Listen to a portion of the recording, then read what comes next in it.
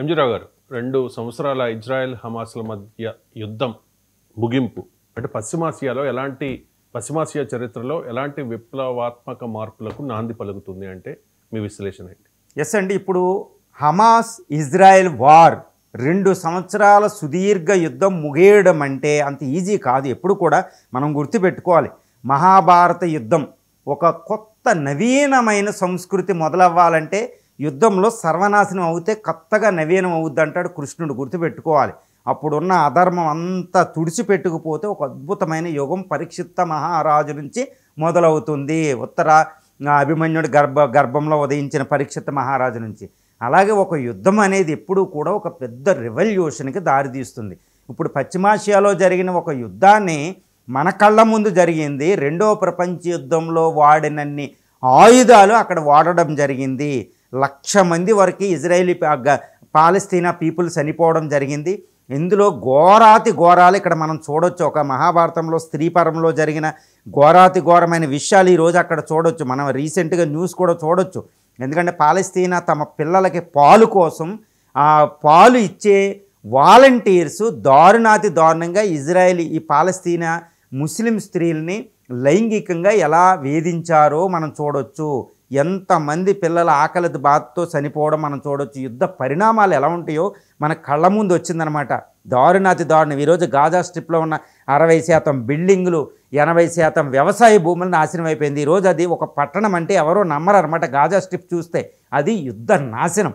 మరి యుద్ధ నాశనం ఏం తెచ్చిందంటే మొత్తం పశ్చిమాసియాలను ఒక విప్లవాత్మకమైన మార్పుకి యుద్ధం ఒక కారణభూతంగా మిగిలిపోతుందండి. ఎందుకో చూస్తే ఈరోజు ఇజ్రాయెల్ అనేది ఒక మహాశక్తిగా అవతరించింది ఆ ప్రాంతంలో చూడాలి. ఎందుకంటే ఇప్పుడు ఇజ్రాయెల్ని తట్టుకునే శక్తి 57 ఆర్గనైజేషన్ ఆఫ్ ఇస్లామిక్ కంట్రీస్లో లేదు, అరబ్ వరల్డ్లో ఎవరూ లేరు.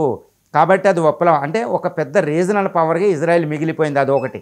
2, హమాస్. ఇప్పుడు ఇరాన్ అనేది యుద్ధంలో పశ్చిమాసియాలో ఈ అక్టోబర్ 7, 2023లో హమాస్ ఇజ్రాయెల్ యుద్ధం మొదలైన తర్వాత అది హమాస్ ఇజ్రాయెల్ యుద్ధంగా మిగలలే, ఇరాన్తో కూడా యుద్ధం జరిగింది. ఇరాన్ కూడా అట్టర్ ఫెయిల్యూర్ అయింది. ఇరాన్ యొక్క బలాలున్న ఈ హౌతీసు, ఈ హిజ్బుల్లా, ఇక్కడ పాలస్తీనా ఉన్న ఈ హమాసు, అదేవిధంగా సిరియా పోవడం, ఇరాన్ కూడా వీక్ అవడం జరిగింది. అంటే ఈ పశ్చిమాసియాలో ఇజ్రాయెల్ అనేది ఒక పవర్ఫుల్ నేషన్గా మిగిలిపోయింది. అంటే పశ్చిమాసియా చరిత్ర అంతా వేరే గతిలోకి వెళ్ళిపోయింది. It is revolutionised the entire political history of the west Asia. అంత ఈజీగా అవ్వలేదండి. యుద్ధ ఫలితాలు మనం చూస్తే అంతటి దారుణంగా జరిగింది. కాబట్టి ఒక విప్లవాత్మక ఎంటైర్ ఇస్లామిక్ వరల్డ్ ఈరోజు ఒక యూదు దేశమైన దేశంలో ఓటమయ్యింది. ఈ యుద్ధం అనేది పూర్తిగా ఇజ్రాయెల్కు అనుకూలంగా విరమణ జరుగుతుంది. దాన్ని బట్టే మనం ఊహించుకోవాలి.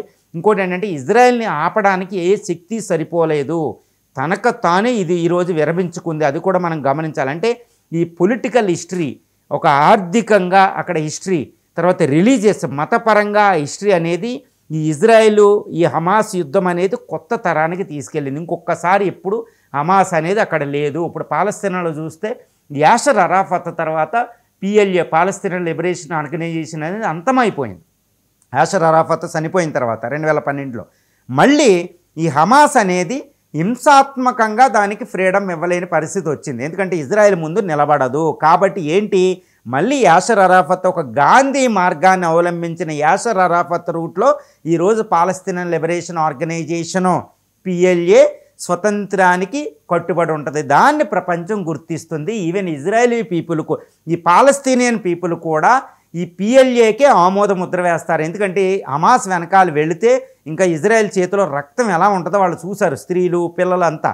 కాబట్టి వాళ్ళు హింసాత్మకమైన వైఖరికి వెళ్ళడానికి లేదు. అంటే ఏంటి, ఇజ్రాయెల్కి ఇక్కడ నుంచి అలాంటి రక్త చరిత్రలు, అలాంటి తీవ్రమైన అటాకులు ఉండవు. ఎందుకంటే ఎవరైనా అటాక్ చేస్తే ఇజ్రాయెల్ ఎలా ప్రతిస్పందిస్తుందో అన్ని దేశాలు చూశాయి. కాబట్టి ఇజ్రాయెల్కి చాలా రక్షణ ఇచ్చింది ఈ యుద్ధం అని చెప్పవచ్చు అనమాట. ఎందుకంటే ఆపరేషన్ సింధూర్లో భాగంగా మనం పుల్వామా, ఈ తర్వాత పహల్గామ్, వీటి తర్వాత భారతదేశం ఎలా రెస్పాండ్ అవుద్దో చూసింది. కాబట్టి తీవ్రవాదులు అంత ఈజీగా ఇండియా మీద అటాక్ చేయలేరు. ఇంకొకసారి అదేవిధంగా హమాస్ కానీ, హౌతీస్ కానీ, హిజ్బుల్లా కానీ, ఇరాన్ కానీ ఎవరూ కూడా ఇజ్రాయెల్ వైపు కన్నెత్తి చూడరు. చూస్తే ఇజ్రాయెల్ ఎలా ప్రతిస్పందిస్తుందో వాళ్ళు కళ్ళారా చూశారు, ఎన్ని దేశాలు అడ్డొచ్చినా. కాబట్టి పశ్చిమాసియా చరిత్ర ఇంకొక తరానికి వెళ్ళింది. ఇంకో కొత్త యుగం అక్కడ నవీన యుగం మొదలయ్యింది ఇజ్రాయెల్ దగ్గర అనేది మనం ఇక్కడ ఈ పశ్చిమాసియా యుద్ధం ముగింపు తర్వాత చెప్పుకోవచ్చు.